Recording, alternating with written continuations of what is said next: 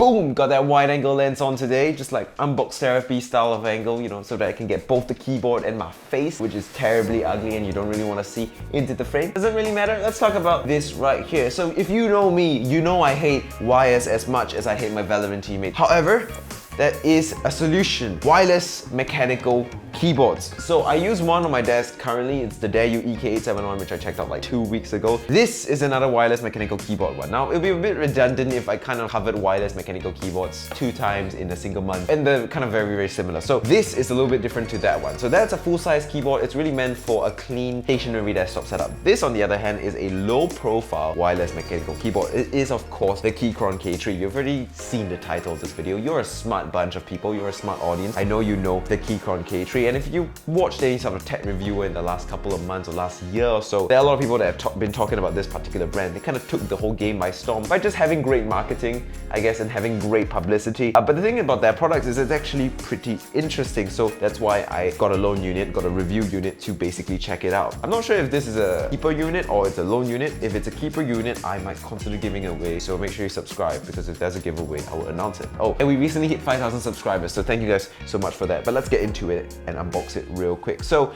as I said, this is a review unit. So this was sent to me by VPCs as well as the local distributor for Keychron. They kind of both came together to help me out and loan me this unit. Now, before you say, oh, there's a conflict of interest here because I kind of rated them in my Cinnamon Square Secret Shopper guide, well, that was scripted and reviewed and planned out way ahead, way ahead before any sort of collaborations between me and VPC were in the work. But let's take a look at the Keychron K3. So we've opened it up, and the unboxing experience should be pretty nice considering I've opened up the K8 before. Here we've got a clean braided USB Type-C to USB Type-A cable. Very appreciated. Obviously, you can run this in both wired and wireless depending on whatever you want. Up to you.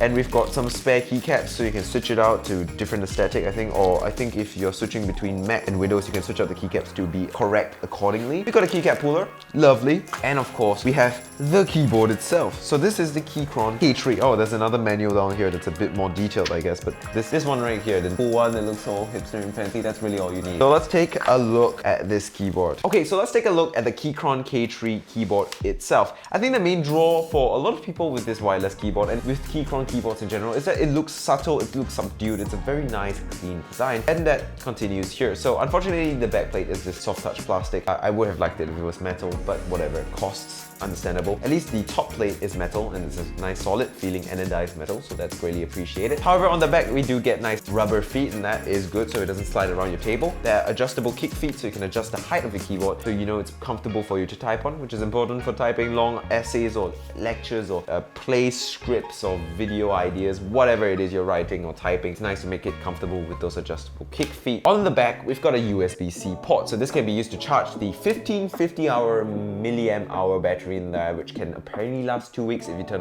off the backlight of this keyboard, as well as running it off just wired mode. You know, you can just bypass the battery completely and use this as a wired keyboard. You can switch between Bluetooth mode and wired mode with a little switch here, as well as between macOS mode and Windows mode. A big draw with Keychron is, as I've said, the design, but I think part of it is that it looks professional, it looks clean, and it looks subdued, so you can bring it to work, you can bring it to school. You won't be laughed at for bringing a sweaty try-hard gamer keyboard along with you, and the keycaps kind of accentuate that. I mean, it is a little bit bright with the orange escape key, but you get replacement keys so you can swap that out for different things if you want to. There is a little bit of orange accents on the Keychron branded low profile switches, but apart from that, it is very, very subdued, especially if you turn off the RGB backlight. Yes, the backlight on here, 16.9 million RGB, so you can all the rainbow colors you do desire, although I probably will turn it off for maximum battery life. The RGB isn't the brightest. I mean, it is a wireless keyboard after all, but it is reasonably bright, it is reasonably nice, it's very evenly distributed, so that is definitely appreciated. You can easily swap between 15 different color modes with some keyboard shortcuts that you can read off this little manual, that's handy and dandy, and all that is really, really good. But I think the biggest, nicest part of the aesthetics is definitely the key switch font. I'm a big fan of nice fonts, and this font is really nice. So this is a low profile keyboard, so it uses low profile switches, but not any low profile switches. It uses Keychron's own branded Keychron low profile switches. Is that a good thing? Is that a bad thing? I personally think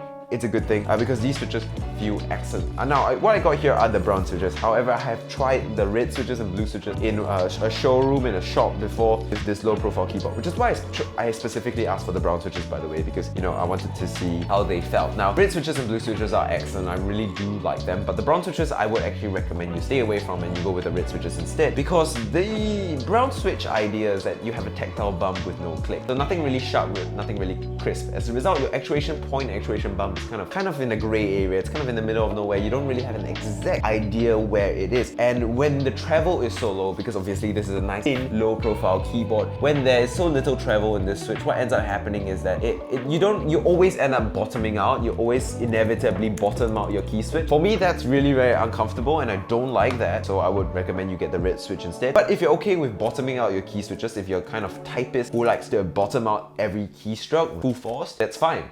But if you want to type without bottoming out, then you want to look at those red switches or those blue switches. But my personal opinion, consider the red switches instead. That will be a better option overall. So here's a little type test for you, and you can take a nice little listen and decide whether you like the sound or not. It's actually quite quiet, which is a good thing because this is designed for people to use in like offices or classrooms and stuff, and that means it needs to be quiet. Have a little listen.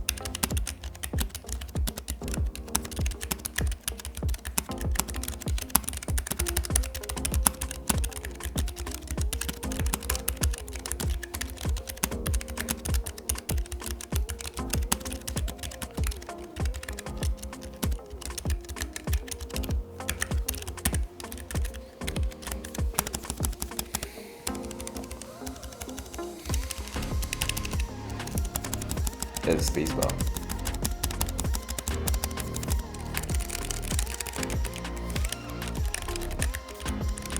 So yeah, I guess it's conclusion time. Well, conclusion, I can't give you a full conclusive one because, well, I haven't used it, so it's not fair for me to judge it based off of some initial impressions. However, I can tell you that it is a very interesting keyboard to me, and I'm definitely going to be bringing this around with me and using it as much on the go as possible. This plus the little plastic shield that comes with it to protect it, you have a very nice portable wireless mechanical setup that you can bring with you and type a lot of different things. I think this is going to be great for someone who is trying to attend lectures and typing notes, or someone who's bringing their laptop and keyboard to a library, or, you know, to their office, to the cafes, to different places to get work done. It's thin, it's portable, and the fact that it's wireless, obviously it's going to be a big boon for convenience. And that battery life, apparently, or what they state is the battery life, seems really good. That requires a little bit of testing. But overall, I think I'm pretty impressed with this keyboard, except for the fact that the brown switches are not a good idea. I think the red switches are much better choice. However, apart from that, I really do like this keyboard so far.